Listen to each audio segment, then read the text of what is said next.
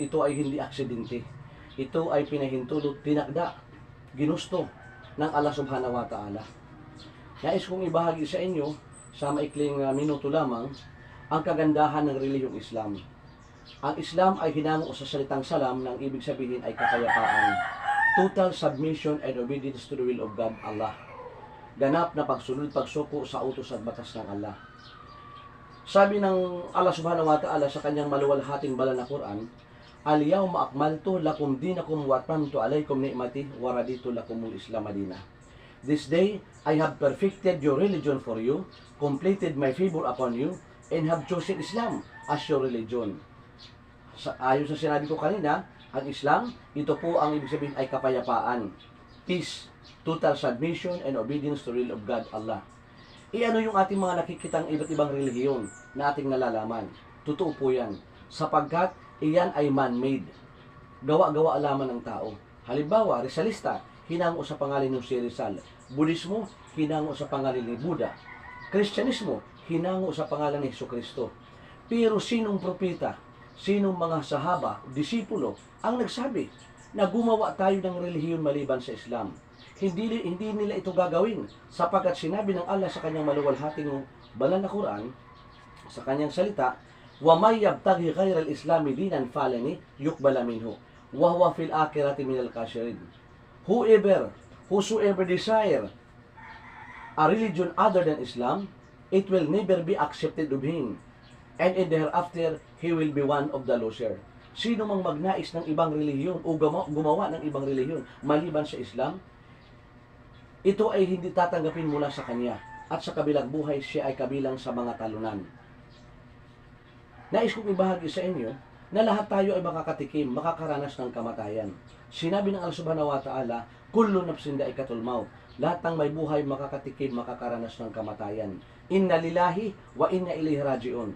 Ang Allah subhanahu wa ta'ala, ang God, ang Rab, ang ating Panginoon, siya ang namamahala sa atin. Sa Kanya tayo ay magsisipagbalikan. Wa inna illa rabbina lamunqalibun. Talagang-talaga, sa Panginoon tayo ay magsisipagbalikan. Napansin nyo naman, marami tayong bisis na dumalaw sa mga namatay. Pag sa mga tinatawag na lamay, pumunta tayo doon. Ako nga, may anak ako na dalawa na nasa sinapupunan pa lang ay na-miscarriage. Dalawa sila. Nauna na sa atin. Nasa sinapupunan pa lang. So, hindi tayo pwedeng magkaroon ng kibir. Hindi tama na tayo ay magkakaroon ng kayabangan sa kayabangan. Sapagat ang may kibir, ang may kayabangan, ay walang panahon o wala siyang karapatan makapasok sa paraiso. So ano gagawin natin? Sapagkat marami tayong nagawang pagkakasala, pagkakamali. Sinabi ng Allah subhanahu wa ta'ala, وَالَّذِينَ آمَنُوا وَعَمِلُوا الصَّالِحَاتِ أُولَٰئِكَ أَصْحَابُ الْجَنَّةِ هُمْ فِيهَا خَالِدُونَ. And those who believe in the oneness of Allah, Islamic monotheism, and do righteous good deeds, they are dwellers of paradise. They will dwell therein forever. Sino mang naniniwala sa Diyos, sa Allah, sa Rab, sa ating Panginoon, at gumagawa ka ng kabutihan, tayo ay maninirahan sa paraiso. Ano ang pinakamainam na mabuti? Ang sumaksi tayo. Maniwala tayo sa Diyos ng mga propeta, Diyos ng mga sahaba, Diyos ng mga disipulo, Diyos ng mga kalangitan at kalupaan. Siya lamang ang nag-isang tagapaglikha. Ang Allah, ito po ay sariling pagtanging na pangalan niya. Ang ibig sabihin ng Allah, siya ang sukdul sa kapangyarihan, tigid ng karunungan. Ang Allah, siya ang nabigay buhay sa atin at babawi ng buhay. Siya ang tanging hukom at hari sa araw ng paghukom. Kung narinig nyo naman ang salitang Muslim ay Arabic na salita po yan. Ibig sabihin ng Muslim, mananampalataya, believer. Kaya nga mainam na hindi natin huhusgahan ang mga salita na hindi natin nauunawaan. Kaya yung iba, nagiging judgmental sila. Na nagkakaroon sila ng galit, puot pag nanarinig nila ang Muslim. Ang Muslim ay Arabic na salita yan. Lahat ng lingwahe dito sa buong mundo, ang Diyos, ang Allah, ang Rab, ang ating Panginoon ang nagbigay sa atin ng kaalaman ng mga lingwahe na yan, at siya ang nagbigay ng lingwahe.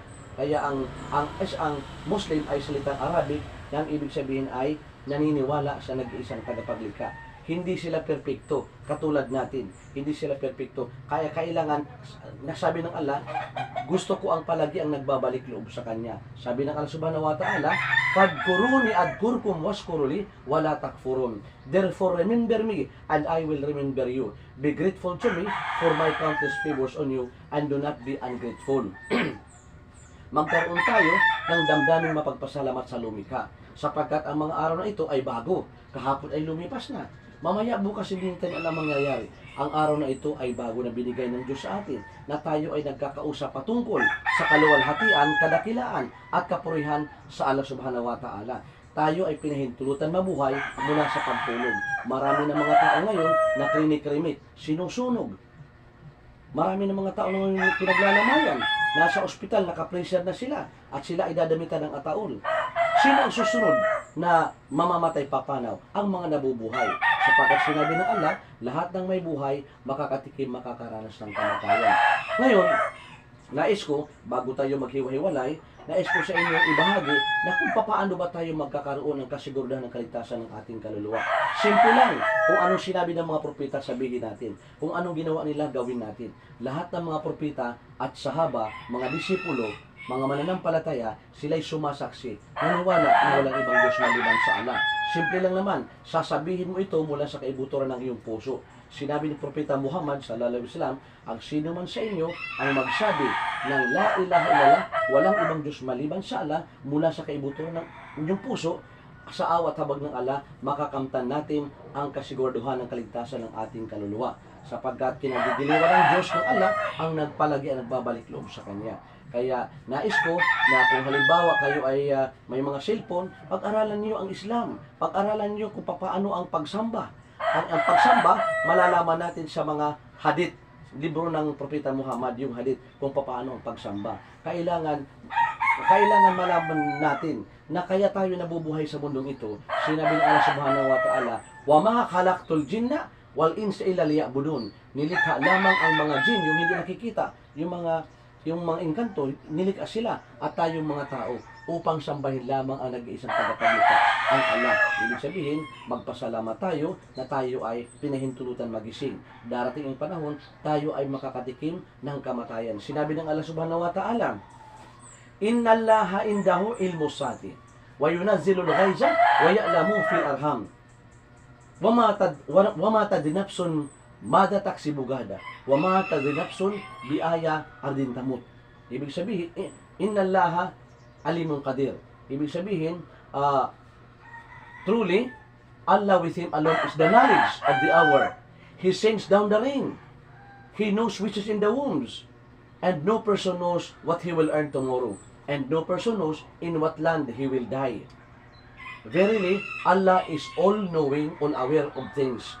Ang Allah lamang, ang Diyos, ang nakakaalam kung ano ang ating, kung magkano ang kikitain natin. Walang makakaalam. Ang Allah lamang ang nakakaalam kung magkano ang kikitain natin. Ang Allah lamang ang nakakaalam kung saan tayo mamamatay. Saang lugar, anong klaseng kamatayan. At ang Allah Subhanahu wa Ta'ala lamang ang nakakaalam sa mga sinapupunan ng mga ina. Siya ang nagpapamalisbis ng mga ulan. Kaya bago tayo maghiwalay, nais ko, alalayan ko kayo na magbalik loob tayo. Ganyan lang ang kanang kamay bilang pagsaksi na isa lamang ang tagapaglikha. Ganyan po. Sabihin natin, Ashhadu an la ilaha illallah wa ashhadu anna Muhammadan abduhu wa rasuluh. Ako'y sumasaksi at naniniwala na walang ibang Diyos na dapat sambahin maliban sa Allah. Ako'y sumasaksi at naniniwala na si Propeta Muhammad ay huling sugo ng Allah. La ilaha illallah Muhammad Rasul Allah. Allahu Akbar. Assalamualaikum warahmatullahi wabarakatuh.